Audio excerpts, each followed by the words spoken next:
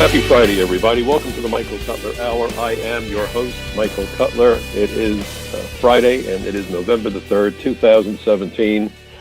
And once again, this past week, terror came to the United States, and terror came to my hometown of New York City. The world is a crazy, dangerous place, and one of our biggest challenges are the people that we have elected to govern, to protect us, to enforce our laws, to administer our laws, and to look out for the best interests of America and Americans. And all too many are not doing a particularly good job. In point of fact, if you look at the 9/11 Commission report and findings, you will realize that sanctuary cities and failures by prior administrations, failures of law enforcement on the local level at the behest of political figures against sanctuary cities are violating common sense, violating the law, findings and recommendations of the 9/11 Commission. That is going to be my primary focus today. So, but before we get started, I want to welcome you to my program. Always good to join you at the end of the week. There is much to talk about, much to catch up on. If you're familiar with me, then you know the story. I'm a retired senior special agent with the former Immigration and Naturalization Service.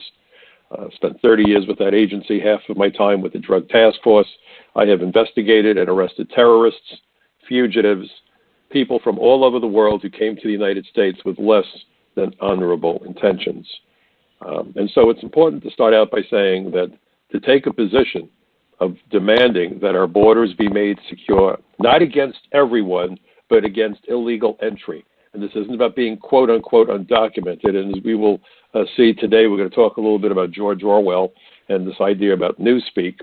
But it's about keeping out people, not based on race, religion, or ethnicity, another one of the big fat lies, and I'm tired of the lies, and we're going to explode them this evening, but to keep out aliens who pose a threat to our safety, our health, our well-being, and our economic future as Americans, the American dream for Americans. What a quaint idea, as I said when I was on the Dana show last week. And if you go to Blog Talk, and if you go to my website, you can see the links to an interview that I did with Dana Loesch at Blaze, and I think she's fabulous. Did it last week. They posted it today. And then yesterday I was on with my good friend Bill Tucker. I know Bill going back to the days when he was with Lou Dobbs Tonight over at CNN. We've known each other, it seems like, forever. So please check that out at my website, michaelcutler.net. Also, I want to make note so that I'd like for you, when the program is over, that you go to my website to read my articles or go to frontpagemag.com, Front Page Magazine. I also write for the Social Contract. By the way, the fall edition of the Social Contract, fall 2017 edition, just came out a day or two ago, and one of my articles is published in this quarterly journal. I've been writing for them for over a decade. And the title of my article this time around is "The Language Wars. The Road to Tyranny is Paved with Language Censorship." And the subtitle of it, if I could find it, here we are. The subtitle, "The Elimination of Words Leads to the Elimination of Thoughts, which leads to the elimination of freedom." So it's an 8-page article. I spent quite a bit of time thinking about it, writing about it. I hope you find it thought-provoking. That's what this program is about. We've gotten to a point in America where Americans have forgotten how to ask questions. We've become truly a nation of sheep, people who are willing to be led by anybody and believe anything that we hear. That is dangerous. That is also another pathway to tyranny. Accountability is created when we challenge and question those with whom we entrust authority. Anybody who is an authority needs to be held in check, and I don't care who it is. And you do it by law, you do it by questioning, you do it by taking citizenship seriously. And so that's what my program really focuses on, as you know. It's important that we educate ourselves as best we can, and that's why the educational system is important. That's why journalism is so darn important. And, of course, we are inundated by fake news. Donald Trump started using that term quite liberally, and I got to tell you, he's right. When I read the news reports, when I watch the evening news on television, my head starts spinning like a top. And why is that? Because it's not news anymore. It's propaganda. It's entertainment. It's foolishness. Please understand. Now, when there is a rebellion in a country and the rebels take over a government, the first thing they seize are the means of communication, television stations, radio stations, and the newspapers. The control of information is critical to dictatorships. If they can control the information, then they can control the population. And that's what we're witnessing now, except it's not only the politicians that are seeking to control information to their benefit, but more and more it's the corporations who buy the politicians. This government of ours has been bought and paid for, which is why I think Donald Trump scares the hell out of the swamp, because he doesn't need their money. And when they have a guy in the White House who doesn't need the money of the United States Chamber of Commerce and a laundry list of other bribers on both sides of the issue, on every issue, the lobbyists, and we're starting to see this, folks. Pay attention. Pay attention to what has been going on with lobbying. And I have to tell you, I've been watching Tucker Carlson, and he's been going after this issue, and Tucker is right. He is right for going after the lobbyists and the fact that members of Congress don't have to report meetings they have with lobbyists. This is insanity. When you have foreign governments influencing our political leaders, I guarantee you it's not going to be something that's going to be in our best interest. Corporations are giving a huge amounts of money to political campaigns. One of the worst court decisions was Citizens United. And I know some people may disagree, and that's fine. We're Americans. We're entitled to disagree. But to conflate campaign contributions with freedom of speech, and I'm exercising my freedom of speech because I have lots of money and I can give that money to a politician, if that isn't corruption, then I want someone to define corruption for me. As a federal agent, I was not allowed to accept a cup of coffee when I was on duty.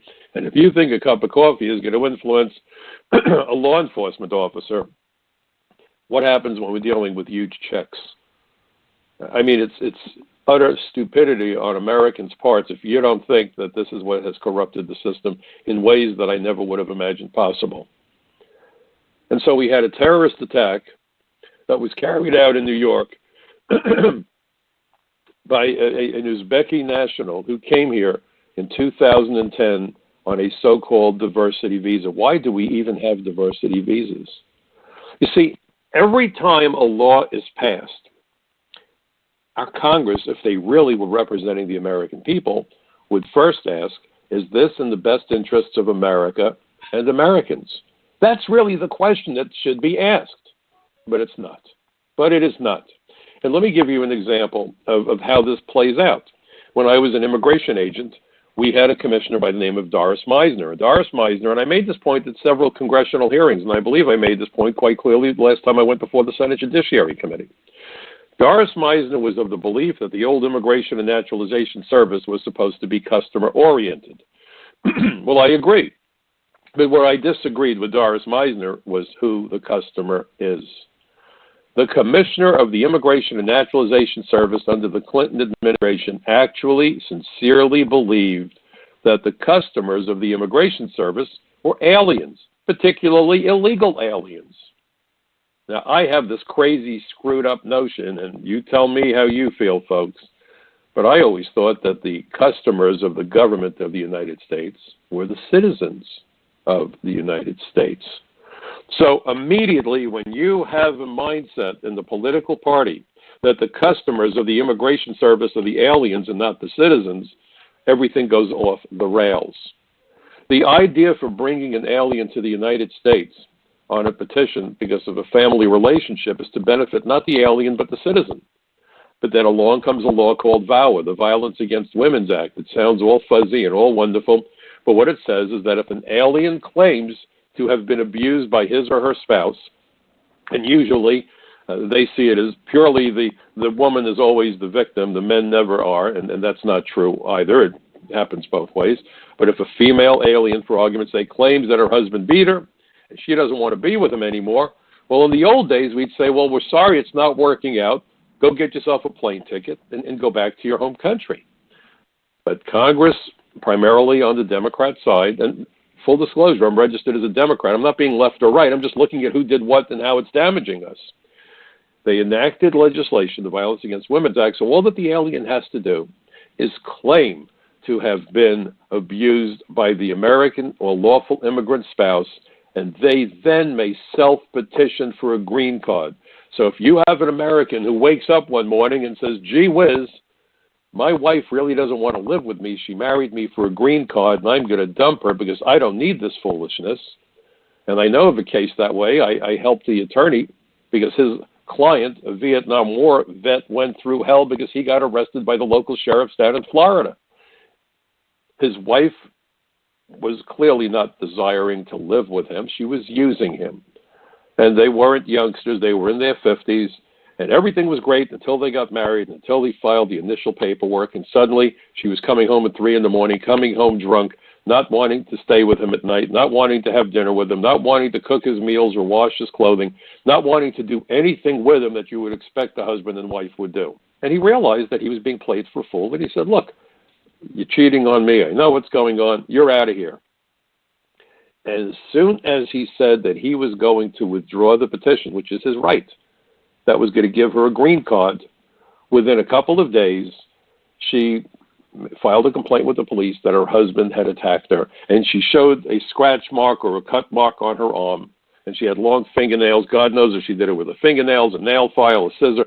But she put a little slit on her arm and said, my husband did this to me.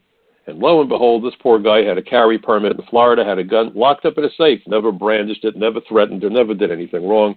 And I'll tell you that this has been confirmed. But as soon as she filed the complaint, the police came and arrested him, took him out of bed in his pajamas, threw him in the back of a police car, put him in jail. And he was facing a 20-year felony because he had that gun in the house. And the lawyer who was representing him said, look, this guy doesn't have a lot of money. He's scared to death that he's going to spend the rest of his life in jail. He's in his late 50s. He's looking at 20 years in jail. He's done. And he did nothing wrong. He was stupid enough to marry this woman. I said, well, does she have any family members who maybe have done the same thing? And has she self-petitioned? Well, the lawyer came back to me within the week and said, you know, she has a sister who just pulled the same stunt on some other American veteran, and they both self-petitioned. I said, okay, here's the deal. Tell the prosecutor that I'm willing to come down to Florida to testify on the behalf of those two damaged Americans, the falsely accused Americans, because it smelled of a fraud scheme. And guess what? As soon as the prosecutor mentioned that to the two wives, so-called, and they were Russians, they immediately said, you know what? Let's forget the whole thing. We will withdraw our criminal complaints and we'll go back to Russia. Because they realized that they could have been charged with committing felonies on the federal and state level, attempting to defraud the immigration system and filing false police reports. So they could have been looking at substantial time and then deportation. So once they realized the game was over, they withdrew their criminal complaints, hopped on airplanes, hopefully never to come back to America again. We are better because they are gone. But how in the world do we pass laws that enable this foolishness to play out, that creates nightmares for I can't tell you how many American citizens? But this is because the immigration system is now preoccupied with the alien. And that's what we saw happen in that terror attack. A diversity lottery. Listen, lottery is a game of chance. You spin the wheel, and where the arrow lands, that's it. That's not the way you admit people into a country. Is America not already diverse enough? The Center for Immigration Studies did a study, and if I remember the number correctly, I don't have it in front of me, but something on the order of 1 in 5 American families no longer speak English in their home. 1 in 5. 1 in 5. That's not diverse enough. How many people are sharing the roads with us who are duly licensed but can't read road signs because we give the learning permit exam in multiple languages, but those languages aren't up on the street signs or the warning signs on the highways? You know, you've seen the sign, accident ahead, oil spill ahead. So the idea is you're supposed to start slowing down. I wonder how many people go flying into ice or an oil slick at 65 miles an hour because they couldn't read the sign that said that the road was slippery ahead. Why are we doing this? Why are we doing it? We're doing it for the same reason that if you saw the other article that I wrote for Front Page Magazine about the heroin epidemic, in the last 2 decades, according to CBS News and the Washington Post, more than 200,000 people have died of drug overdoses in the United States. And now finally they woke up to the opioid epidemic. But they're still skittish about talking about heroin. Why? Because we don't produce heroin in the United States. So every gram of heroin was sent to the country. What does that tell you about border security? There is none. Along comes President Trump and says we got to secure the borders, and he's now been accused of being a bigot, a racist, a xenophobe, you name it. They're vilifying him like there's no tomorrow. There's an interesting movie starring Robin Williams, and I'm not a big movie fan, but if you get a chance to see it, you should. The late Robin Williams played the part of a talk show host by the name of Tom Dobbs. And because of a computer glitch, when he runs for president as a goof, he did it as a stunt, the computer, and not too hard to believe, again, with everything going on today, not too hard to doubt, actually, with all the talk about computer hacking and so forth. It's amazing. We had to go to computers and not do it the simple, old-fashioned way with paper. But then, of course, you wind up with hanging chads and all kinds of other foolishness. We're rapidly becoming a third world country. But the reason I'm mentioning the Robin Williams film was that his advisor said to him, you're running against the President of the United States. Why don't you accuse him of having sex with farm animals? And Robin Williams' character, whose name was Tom Dobbs, I wonder if they thought he was supposed to be related to Lou Dobbs, perhaps. Tom Dobbs, and he said, well, how do I prove that? And his advisor said, no. This is the beauty of it, because Lyndon Johnson used to joke about doing this. If you accuse someone of having sex with farm animals, you don't have to prove anything. That candidate that you've accused will spend the rest of the campaign trying to prove he didn't do it. It's about putting people on the defensive when they've done nothing wrong. How often do we see these smear campaigns in the political world? How often do we see this madness? Years ago, I was approached by several people asking me if I had an interest in running for Congress, and I thought about it for a few days, and then I wondered, why in the world would I subject myself, but more importantly, my family, to that circus? There is no dignity to American politics. There is no fairness. There is no rational conduct here. It is a circus. It is despicable. It is disgusting.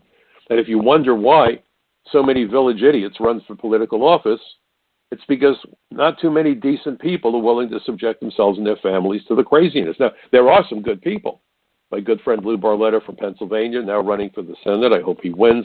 Jeff Sessions was a wonderful senator. Chuck Grassley, good senator. We can handpick a few that are decent. But so many of those people who achieve elected office couldn't hold down a real job in the real world if their lives depended on it. We wind up with people who run for office because they're incapable of doing anything else. That's insanity. That's not the way that a country is going to be successfully led. And we see it all the time. And you see the campaign contributions pouring in, and you say to yourself, we have a diversity visa. Do we need this? Do we really need this? And there was a member of Congress who pointed out that several years ago there was a shooting at the LL counter at Los Angeles International Airport, LAX. Again, the perpetrator, somebody who came here on a diversity visa. Why in the world are we admitting 50,000 people a year from countries that are in the third world where it's difficult to vet them? It's not just the countries that President Trump is concerned about. We're having a hell of a time vetting people. And if you look at the State Department list of countries on the diversity visa program, so many are from sub-Saharan Africa. We know that Africa has a problem with ISIS, with Boko Haram, that terror group that kidnapped all those girls. This is where we're dipping the ladle in and saying, come to America. Why? Why are we so determined to bring people here who can't be vetted? It's not about race. It's not about religion. But if you can't vet people, I don't care what country they're from. That's dangerous. We keep expanding the visa waiver program. Why? Because the U.S. Chamber of Commerce and their friends in the hotel and travel and hospitality industries are adamant. Take down the visas. Less visas mean more people will travel. We'll be able to put more people in more hotels and more people in seats on the Broadway show and the ballparks and the restaurant. Money. All we want is money. Meanwhile, this headlong dash to open the borders and flood America with cheap labor is destroying the wage structure for American workers. We're losing hundreds of billions of dollars a year in remittances, money being wired out of the country, lost to our economy. We're bringing in terrorists. We're bringing in criminals in the name of free trade. Not so free. Not so free. And immediately, as soon as this attack took place, New York's mayor, New York's governor said, there's nothing to see here, folks. He's a lone wolf. Come to New York, enjoy the parade. Well, thank God nothing happened. But nobody was certain, I can assure you. 1 or 2 hours after a terror attack, nobody knows anything about anything. And then it turned out in the next day or two, it was determined that, in fact, this piece of trash had been questioned by the FBI 2 years ago because he may have been, the point of contact for a number of people from terror-sponsoring countries. So I went on Newsmax with Bill Tucker, and I made the point that this guy I thought could very easily be part of a terror cell. Could have been a sleeper. Why don't we hear the term sleeper anymore? Now, we don't call them sleepers, we call them homegrown. Oh, he's been here for years. Well, that's how sleepers operate. They go to a foreign country with the understanding that 2, 3, 4, 5 years from now, somebody might tap them on the shoulder, send them an email, or otherwise communicate with them and call them into action. The 9/11 hijackers didn't land in the United States on September 10th. Some of them were here for more than a year. And we've seen terror attacks take place where the guy's been here for several years.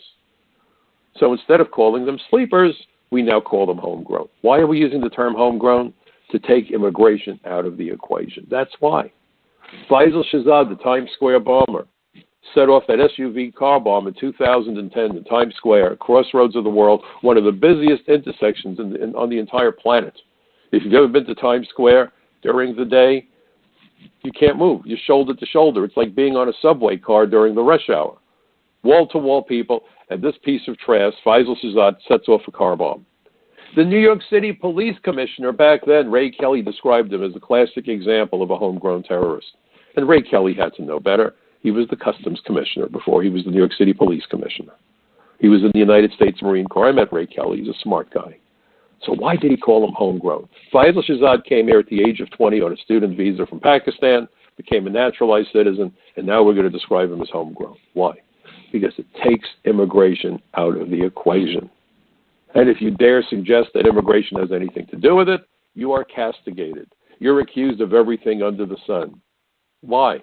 How can you protect yourself or your country if you're not willing to deal with the truth? If you're not willing to deal with objective facts? You know, when I used to interrogate people as an agent, people would lie like you wouldn't believe, and if they weren't going to lie to begin with, as soon as they saw your badge and credentials, they certainly began to lie. And I used to like to say to people before I began one of those interviews or interrogations, never forget that there is only one version of the truth. So let's get to it. Let's not waste time. There's one version of the truth. But not for politicians, and apparently not for the evening news on many programs. It's one story after another story. Now, I want you to think about something. New York City is now erecting concrete barriers, and I knew this was going to happen, to block off the bike path so that cars can't charge into the bike path and kill anybody in the future, as though that's the only place where it's going to happen. They used airliners, so we spent billions of dollars on airports. Terrorists are limited only by their creativity. We are limited by the stupidity and corruption of our politicians. You see, there's a difference here. Remember, they used to say that we have to be right 100% of the time. The terrorists only got to get it right once. They don't say that anymore, because then people would say, gee, that sounds dangerous. So maybe they won't get on airplanes, and then companies lose money, and then everybody gets upset. So the debate has now shifted, and there are phrases that you don't use. Don't use the word alien. Never mind that it simply means any person, not a citizen or national of the United States. But let's not use the word alien, so people will think that anyone who comes here from another country is an immigrant, that if anybody says you should limit who comes here, by definition, you're anti-immigrant. By the way, the DREAM Act, the Dreamers, we keep hearing the Dreamers, it's an acronym. And the A in Dreamers is alien minors. Look it up, you'll see, alien minors. So why is the word alien suddenly acceptable? Because it helps the narrative. This is the American dream. Of course, Americans should no longer apply because we don't like Americans. We would rather bring people to America with no qualifications than have to deal with Americans who might want to get a job. This is about driving down wages. Alan Greenspan was very clear about it when he testified for Chuck Schumer on April 30th, 2009, referred to high-tech American workers as a privileged elite earning a wage premium. And he said the solution is to do exactly what Bill Gates wants. Bill Gates, the guy who's pumped billions of dollars into his lobbying efforts, and what did he want? Flood America with H-1B visas. We don't have enough programmers. Well, if you stop and read the newspapers and you see how every month they were firing Americans and replacing them with foreign workers, predominantly from India, why are you firing Americans and then have the chutzpah to turn around and say, well, we don't have enough Americans to do the work? You just fired your American workers. Hundreds of thousands of highly skilled, highly educated, highly experienced, and highly loyal employees screwed over. And then these bums have the chutzpah to go to Congress and say, oh, we need foreign workers. We can't find any here. How about the ones you just fired? Oh, we can't talk about that.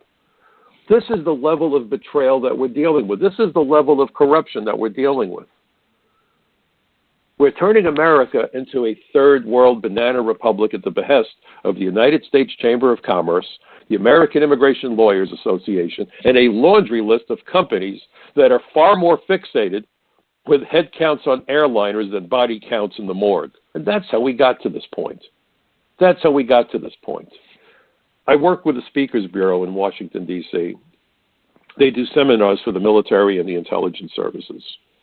And what's so remarkable to me, and I was in front of a room filled with Air Force colonels and generals just 2 weeks ago in D.C.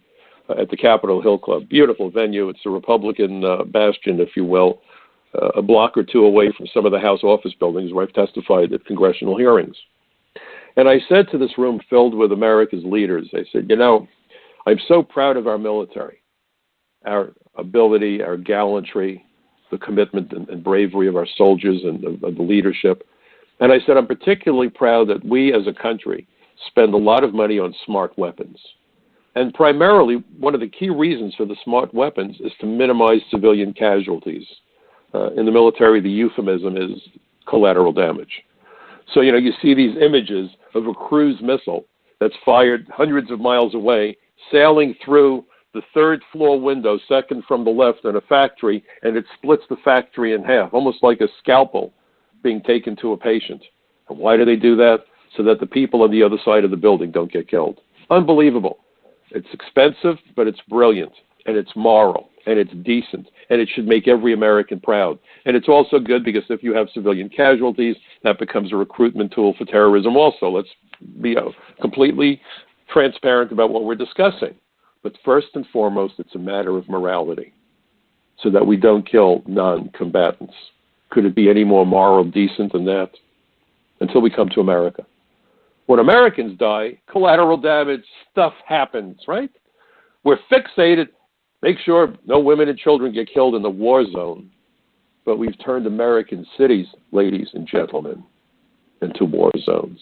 Look at the carnage in Chicago, fueled by drugs, fueled by gangs. Well, maybe they don't want you to look at Chicago. But boy, they have great gun laws. It's helping, isn't it? Madness. Madness. So now they're erecting these barricades for people on bikes. And the bike riders are saying, wait a minute. If you crash a bike and you get hurt, you can't even get to the bike rider to put the person into an ambulance because accidents happen with bicycles. People do get hurt. How are we supposed to deal with these barriers? We can't just get onto the bike path. We've got to go a significant distance, and then we get to the bike path. All this inconvenience, and we're doing it. Why?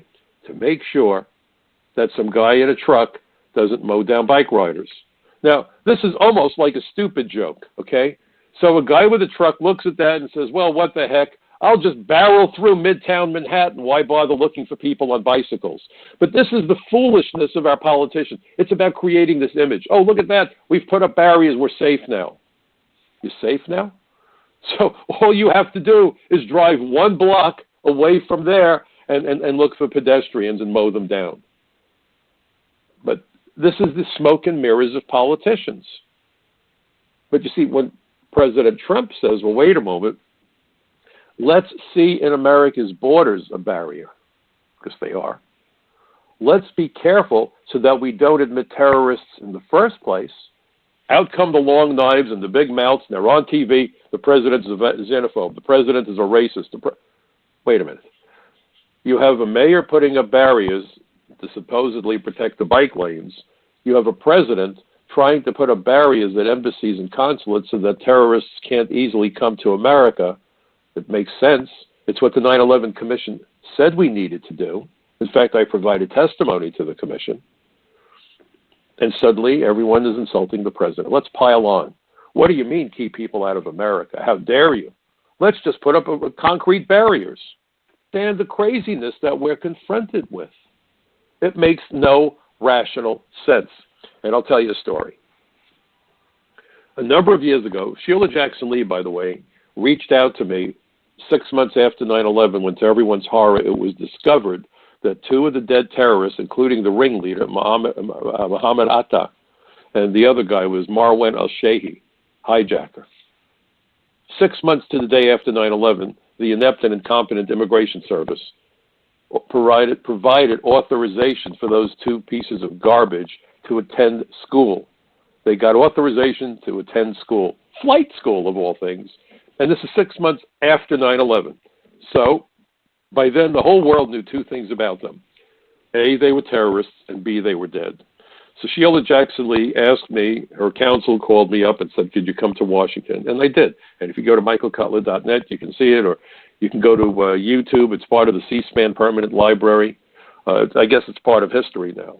And it was a hell of a hearing. We had news crews from all over the world. It was amazing. And in addition to testifying at that hearing, we had Ziegler, the commissioner, Rudy Decker, the owner of the flight school in Florida, who reported that he got notified that these people were authorized to attend flight school. And this guy that runs the flight school, he's a citizen of Germany, by the way, looks at this and says, what the hell are they doing? These guys are dead. They're terrorists. What do you mean they can come and attend my flight school? And that's what led to the hearing. And then they got the guy in from the company, the computer company, because the government used to send those notices out. But if you do that, then you don't have an opportunity to provide some computer company. Probably they gave someone campaign contributions. God knows. I don't know in this case. But I'm always cynical, and you got to wonder. So an executive from the computer company came and testified. And I was listening to Ziegler thanking the owner or the manager from the computer company for working so closely with the INS that we were able to go to the company to monitor the work they were doing. And I'm thinking, what is the commissioner talking about? The government hired them, and you're the commissioner of immigration thanking them for having a transparent operation for the immigration agency? Why was this given to a company at all? This idea that we're going to privatize government to make it better is a farce. It's a fairy tale. But this is the way government works. You give contracts to people, and everyone sings Kumbaya, and they screwed up royally. About a year or two later, there was going to be a hearing on alien smuggling. And in those days, I spoke to Sheila Jackson Lee's counsel. She was the ranking Democrat on the House Immigration Subcommittee. And I said, if you're going to do a hearing about alien smuggling, you need to consider visa fraud. Because everyone, again, big distraction. It's like the Calais deception during the Second World War, Operation Fortitude. Convince the Germans that we're coming through Calais, not through Normandy, so they would have to split their resources because otherwise we couldn't have succeeded on D-Day. So think about that. So Sheila Jackson Lee wanted to just talk about the Mexican border. And I said, we're talking about alien smuggling. Visa fraud is also a component of alien smuggling. And I was part of the first anti-smuggling unit in New York. One of my advantages is that I rotated through every single squad within the investigations branch. I know these issues intimately. I worked on them for many years, so I have an insider's view. And I said, you need to consider visa fraud. And there was a big argument back and forth, and her counsel said to me, write a memo to the Congresswoman and explain why you think we need to include visa fraud in smuggling. And I said very simply this, that when we put fences on our property, you don't put the fence next to the property. You put it as far out as you can do it so that you protect the building. You want to have the fence at the furthest extremity of your land. Not against the building, but as far out as you can do it. I said, when we require visas of aliens, if we administer the visa requirement effectively, in a manner of speaking, we push America's borders out to the embassies and consulates where the visas are issued. This can also help to keep terrorists and bad guys off of airliners. If they're required to have a visa and can't get a visa, they're not allowed to get on an airplane. I always think about Richard Reed, the shoe bomber, that disheveled piece of trash, what he looked like. I can't imagine that they would have given him a visa. But he didn't need a visa as a Brit, you see. And that's why I worry about where we are now, because we have first-generation British subjects or people who've naturalized, but who trace their leads directly back to the Middle East and whose parents might still be filled with hatred for the West and so forth. So we've got to be careful who we're letting into the country. This is common sense. As the 9/11 Commission pointed out, it might, may be common sense, but in order to attack us, they first have to get here. And that's why they declared that border security was national security. You would think common sense, but common sense perhaps not so common, especially in Washington. So that was my argument. I said, you wind up pushing America's borders out to the embassies and consulates where the visas are issued. And they changed the focus of the hearing, believe it or not, and the issue became visa fraud. And part of the title, I don't have it in front of me, but it used that wording, pushing America's borders out or pushing out the borders, something to that effect. So it makes perfectly good sense. So you want to be careful who you're giving visas to. So along comes President Trump and says, well, we shouldn't be giving visas to people if we can't vet them. And the court goes crazy. And they start talking about familial relationships and petitions filed by fiancés. Well, how well did that work out at San Bernardino? How well did that work out? Well, if they have bona fide relationships, and then this judge in Hawaii included not just brothers and sisters, but cousins and brothers-in-law and sisters-in-law, 48 times removed. I saw the guy in the street 5 years ago. I waved at him. We have a relationship. It included people going to school. Think about that flight school, folks. People who have jobs in the United States. Well, the piece of trash was an Uber driver, the guy that mowed down the bike riders. I guess that's a job. If he had a contract to work for an outfit like Uber, that's great. We want you to come here. So basically, the Supreme Court knocked down a section of law that had been used previously by President Obama, by President Carter, by President George W. Bush.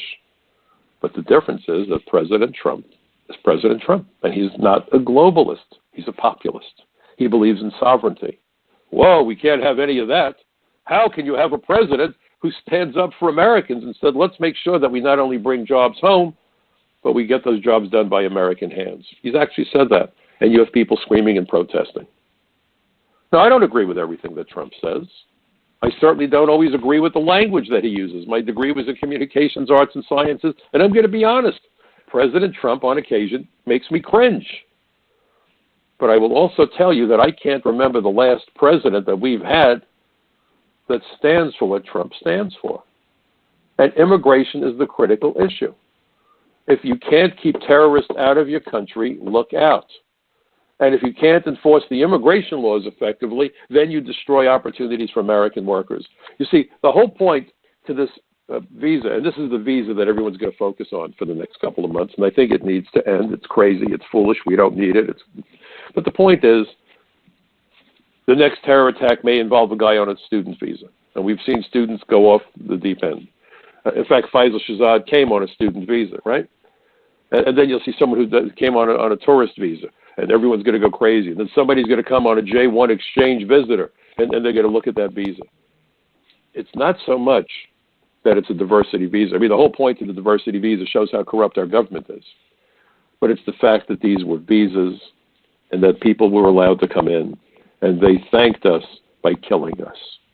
That's the crazy part.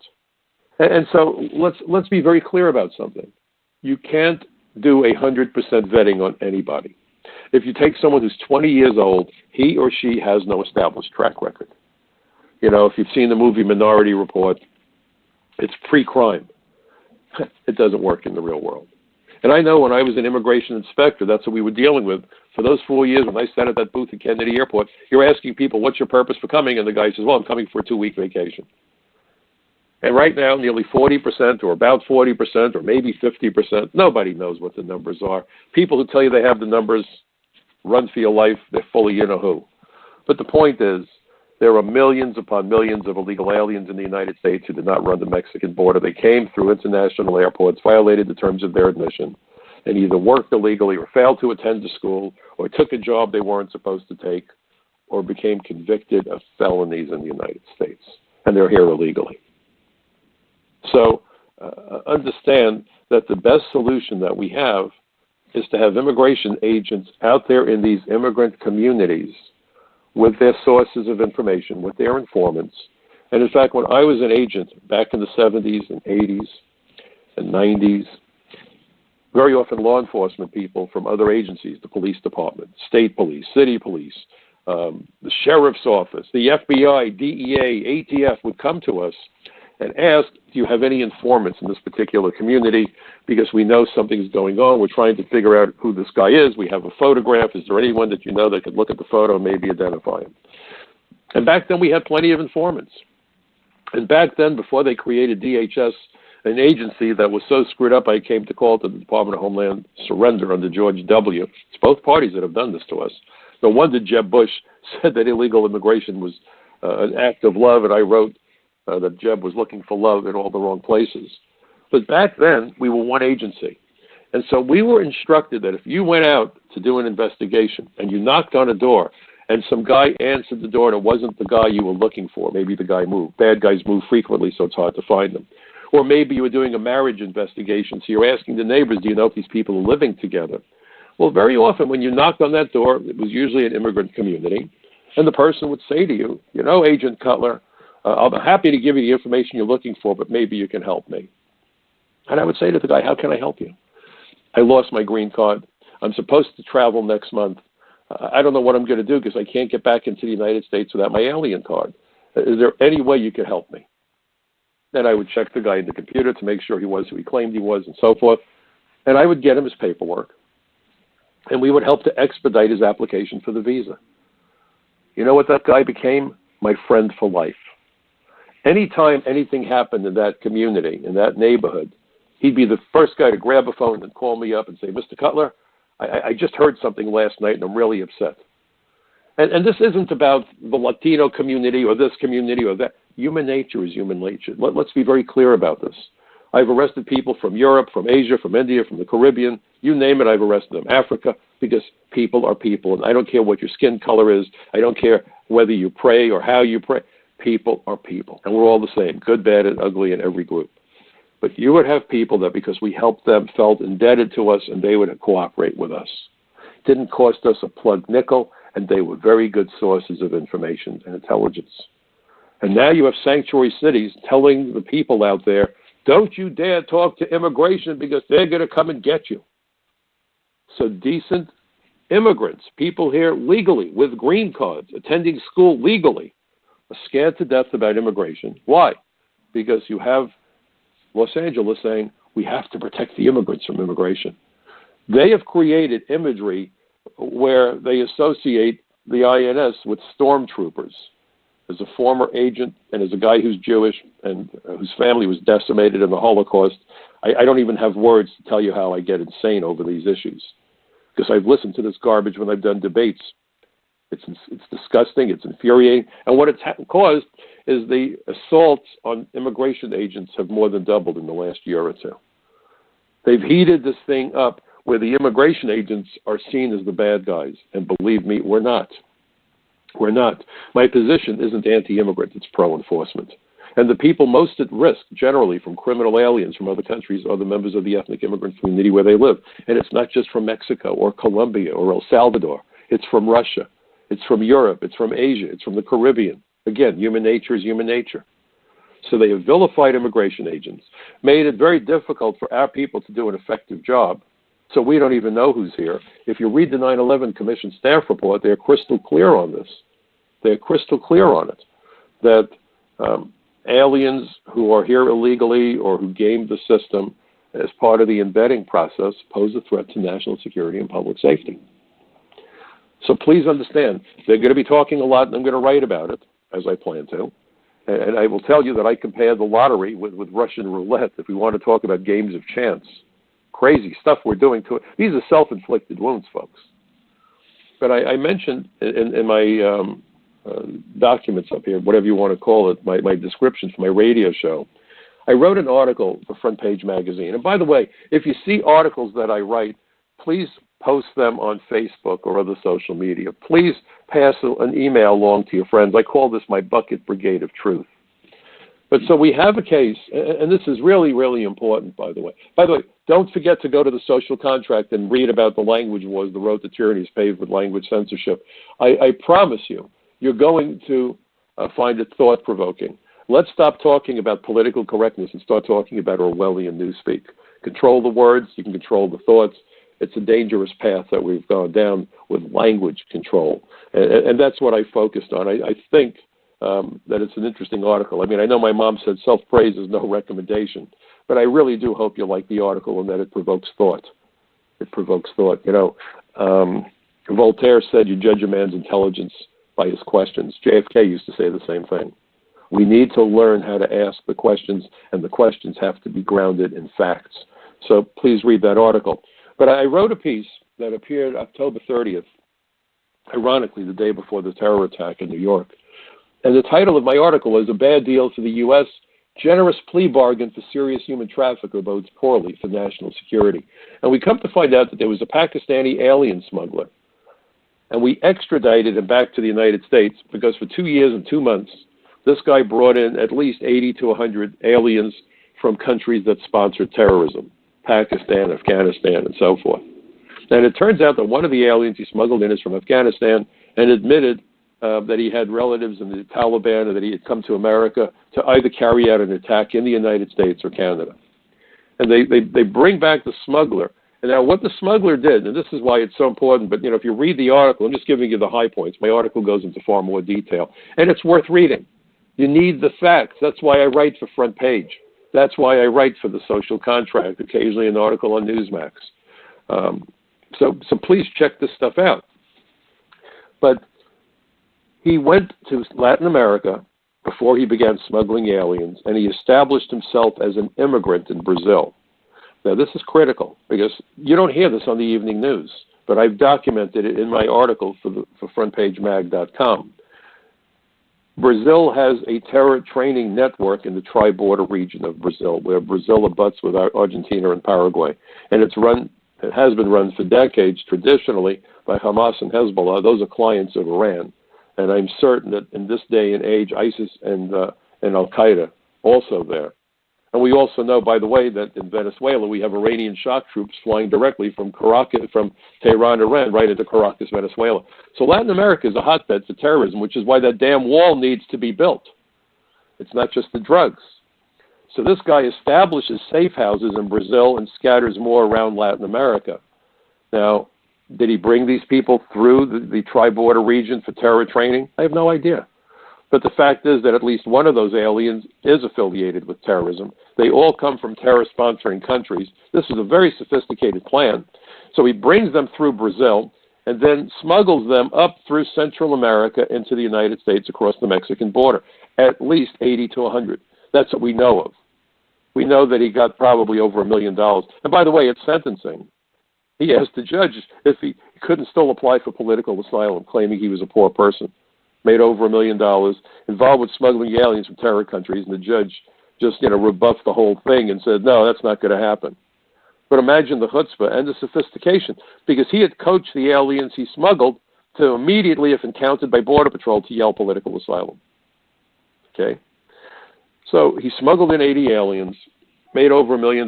This went on for 2 years and 2 months, and he ran an entire alien smuggling operation. So when he pleaded guilty, guess how they permitted him to plead guilty? How many counts of alien smuggling do you think he had to plead guilty to? Well, the answer is just one. He was sentenced to 31 months in jail. 31 months in jail. Why did we bother extraditing him to the United States? 31 months in jail. Yes, he's permanently barred from entering the United States, but do you think that stops a smuggler? Until and unless we finally get that damn wall built. And there will be other ways of coming here, make no mistake. And that's why interior enforcement of the immigration laws are critical. And President Trump is the first president since I have been involved in the immigration issue who has been adamant about interior enforcement. And I've had meetings with Senator Sessions, and he told me that I convinced them and I convinced other people in Washington that the key to immigration enforcement was interior enforcement. And we finally have a president and an attorney general trying to do that. And that's why everyone's going crazy. And that's why everyone's going crazy. Everyone says, let's have mandatory e-verify. Well, that's good. But unless you hire the agents to make certain that people don't hire people off the books, it won't matter. Most of the legislation that gets passed in Washington is designed to look good but not achieve a damn thing. Maintain the status quo. The immigration system, folks, is not broken. Now, you're going to think I'm crazy for saying it. How could it not be broken? And the answer is very simple. because it's doing exactly what the U.S. Chamber of Commerce and the American Immigration Lawyers Association and a laundry list of other open border organizations want: a limitless supply of foreign nationals coming into the United States, literally by hook or by crook. So you give this guy 31 months in jail and send him back to Pakistan, and he'll continue to run his network from outside the United States. You've got him dead to right. This guy should have been forced to plead guilty to, let's say, half of the number of aliens that he smuggled. We'll charge you with 40 aliens, not with 80. What a deal. And by the way, you're going to serve your sentence consecutively.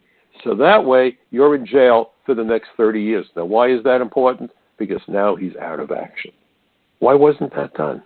He wasn't smuggling dishwashers. He was smuggling aliens from countries that have a clear nexus to terrorism, and purportedly one of those he smuggled admitted to a relationship with the Taliban. Who benefited by this dumb-ass plea bargain arrangement? This is not in America's best interests. You know, everyone says, prosecute him. So we prosecuted him. And at 31 months, when he's 35 years old, he'll be back out there doing his thing, endangering America's national security. I am tired of the nonsense. I could give you more cases that parallel this kind of a plea bargain. As long as prosecutors are only concerned with getting their little check mark in the column that says conviction, without thinking long-term what the implications are, we are spinning our wheels. This guy should not be out there for 30 years, not 30 months. That's the issue that's being overlooked by all too many people. And that's why I do this program, so that you get to see an insider's perspective on what is happening, what is not happening, what is doable, and what's not doable.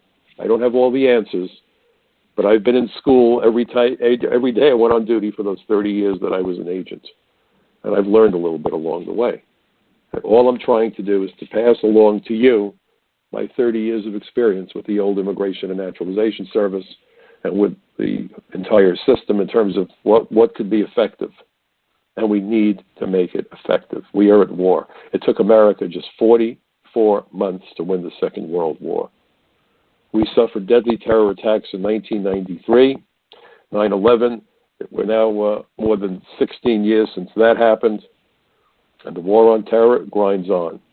And the body count continues to climb. And simply stated, this is not acceptable. We should thank our lucky stars that President Trump gets it. But he needs the support of every American. And this isn't about left or right. It's about right or wrong. I want to thank you for joining me this evening. It's always good to catch up with you. I hope you will read my articles at frontpagemag.com and The Social Contract. Check out the videos and so forth.